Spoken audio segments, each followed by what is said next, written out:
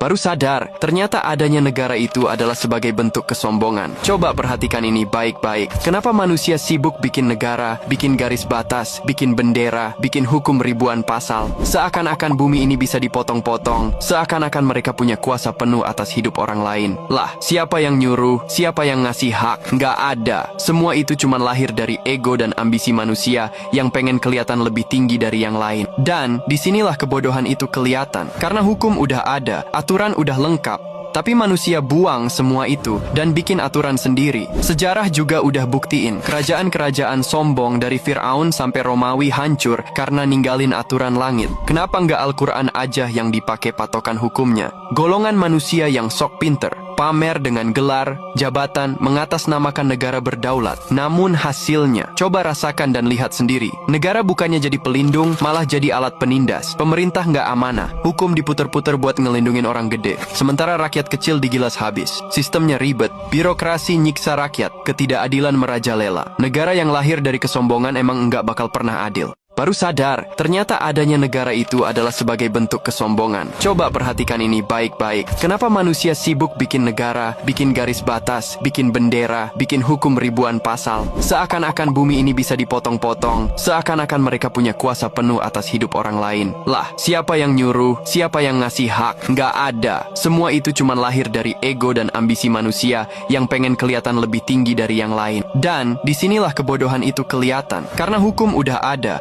aturan udah lengkap, tapi manusia buang semua itu dan bikin aturan sendiri. Sejarah juga udah buktiin, kerajaan-kerajaan sombong dari Fir'aun sampai Romawi hancur karena ninggalin aturan langit. Kenapa nggak Al-Quran aja yang dipakai patokan hukumnya? Golongan manusia yang sok pinter, pamer dengan gelar, jabatan, mengatasnamakan negara berdaulat. Namun hasilnya, coba rasakan dan lihat sendiri. Negara bukannya jadi pelindung, malah jadi alat penindas. Pemerintah nggak amanah, hukum diputer-puter buat ngelindungin orang gede. Sementara rakyat kecil digilas habis. Sistemnya ribet, birokrasi nyiksa rakyat, ketidakadilan merajalela. Negara yang lahir dari kesombongan emang nggak bakal pernah adil.